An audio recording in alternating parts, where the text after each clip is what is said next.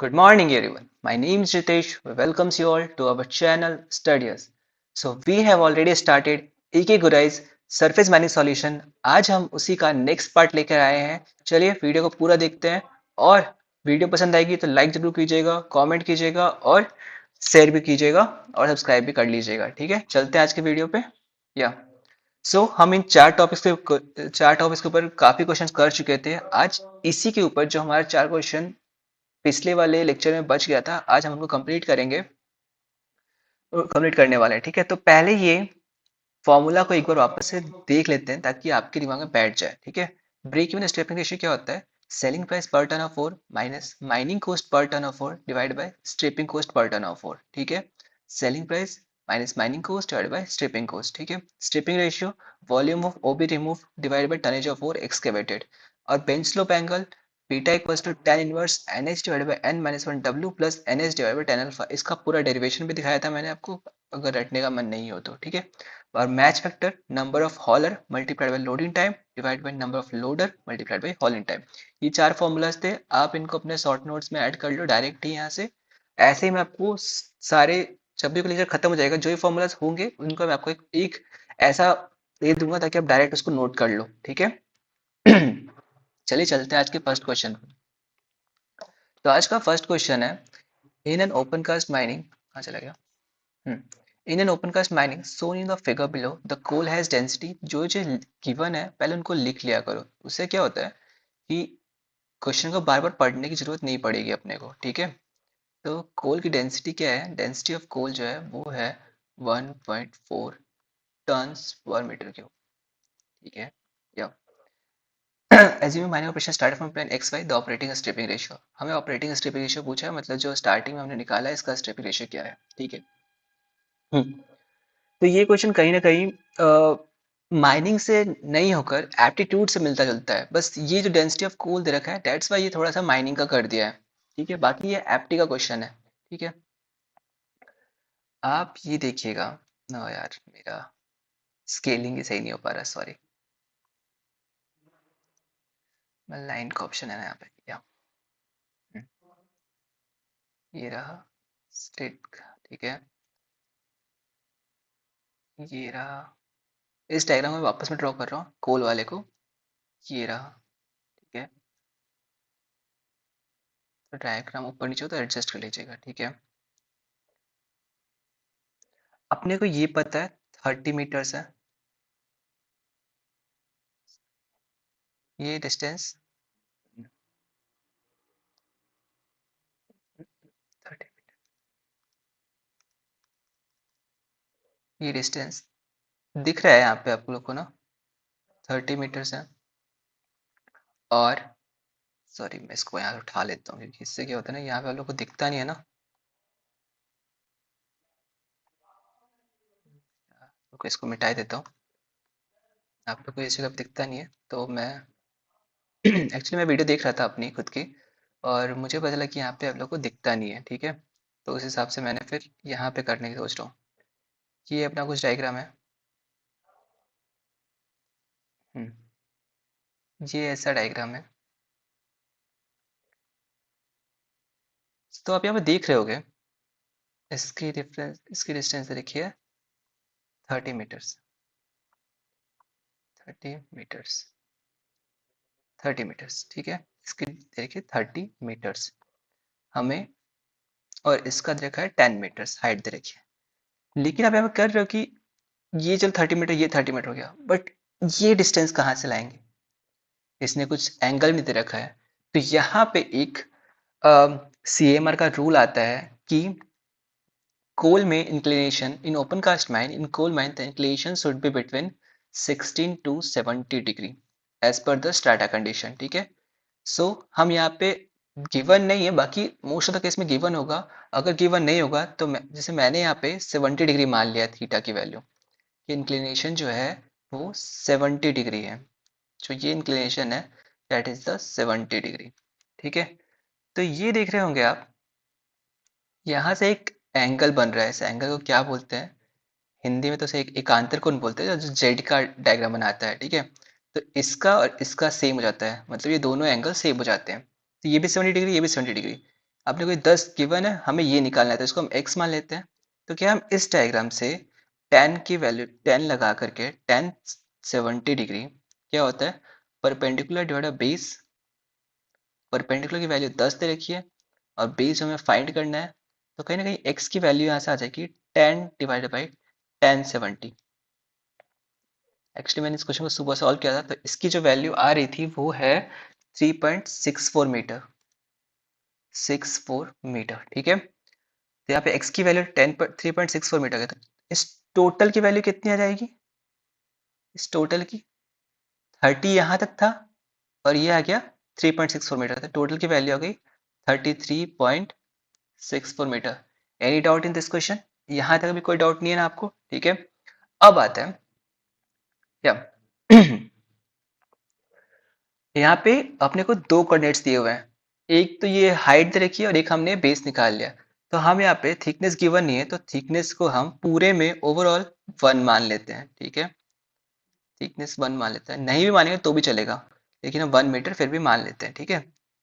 कोल ओबी दोनों का थिकनेस 1 है, ठीक है। तो ये ट्रेपेजॉइड बन रहा है, तो ट्रेपेजॉइड का जो एरिया होता है उस वो होता है एरिया ऑफ ट्रेपेजॉइड। ट्रेपेजॉइड किसे कहते हैं, जिसमें ये दो साइड सेम होते हैं बट ये दो साइड डिफरेंट डिफरेंट होते हैं, तो इसे हम ट्रेपेजॉइड कहते हैं। एरिया ऑफ ट्रेपेजॉइड जो होता है वो होता है half multiplied by H height multiplied by d1 plus d2, d1 this and d2 this, ठीक है। नेक्स्ट क्वेश्चन चलते हैं क्या।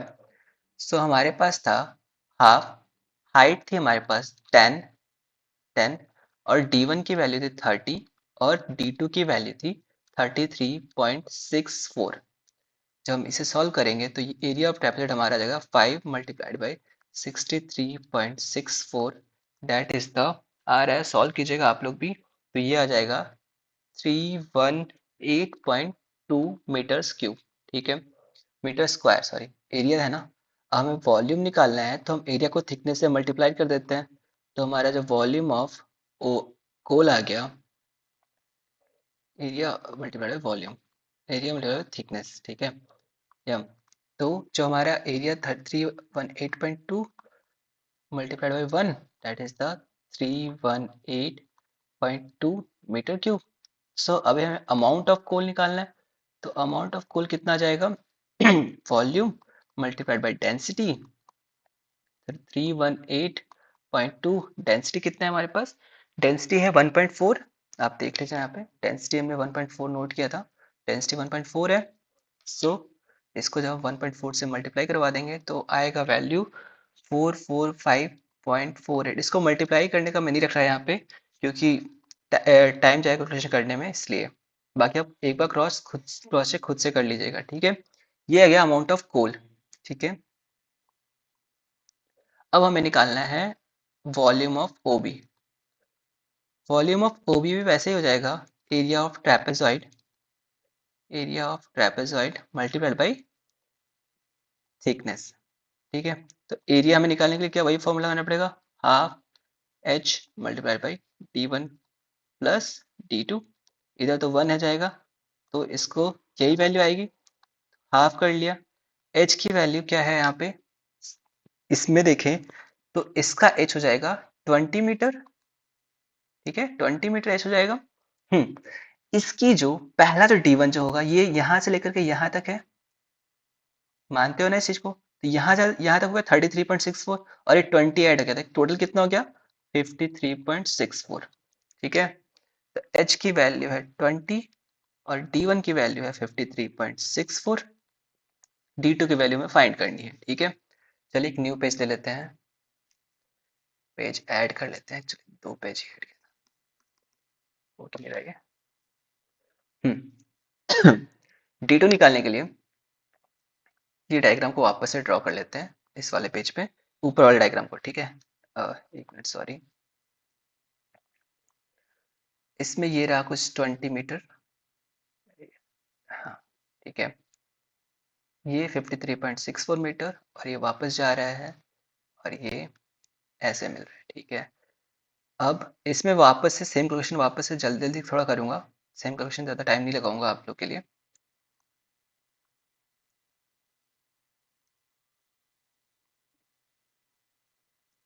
ठीक है। ये इन्हें 20 मीटर्स दे रखा है, ये आ गया ना 53.64, तो ये भी है कि 53.64। अब हमें ये सिर्फ y की वैल्यू हमें निकालनी है, ठीक है। एंगल वही है 70 डिग्री, ठीक है। तो यहाँ पे 1070 क्या हो जाएगा, मैं जल्दी जल्दी कर रहा हूँ, थोड़ा आप लोग कोऑपरेट कीजिएगा इसके साथ में, क्योंकि मैंने ऑलरेडी एक में बहुत अच्छे तरीके से समझा दिया है, तो इस वाले थोड़ा फास्ट खींचने की ट्राई कर रहा हूँ, ठीक है। 1070 आ जाएगा, perpendicular divide by base that is a y, तो y की वैल्यू हो जाएगी 20 डिवाइड 1070, 20 डिवाइड 1070 करेंगे, लिख देता हूँ यार एक स्टेप खान चक्कर में, आप लोगों को समझ में नहीं आया तो फिर दिक्कत हो जाएगा, ठीक है। इसको करेंगे तो आ जाएगा 6 पॉइंट कितना आ रहा है, 6.6 नहीं 7.28, ये आ रहा है 7.28 मीटर।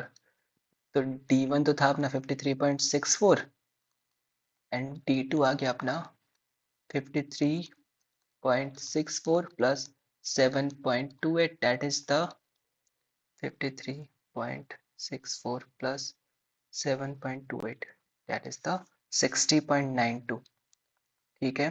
बेटा, तो एरिया ऑफ ट्रैप, तो पिछले में जाकर यहाँ D2 की वैल्यू पुट करते हैं, तो ये 2 से ये करा 10 आ गया, 10 मल्टीप्लाइड बाई 53.64 प्लस 60.92, कैलकुलेशन अपने हिसाब से कीजिएगा, ये कैलकुलेशन कीजिएगा आप, तो वॉल्यूम जो आएगा वो आ रहा है 10 मल्टीप्लाइड बाई दोनों का 60.92 प्लस 53.64, ऐड करेंगे तो ये आएगा प्लस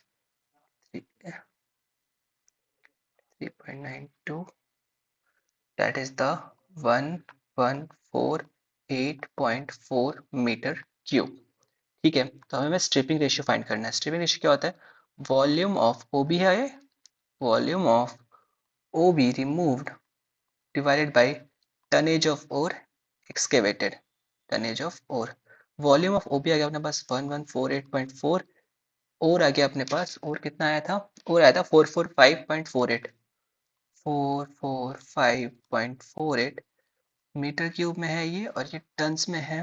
तो इसको सॉल्व करेंगे, सॉल्व आप लोग भी करते रहिए साथ में, मल्टीप्लाइड बाई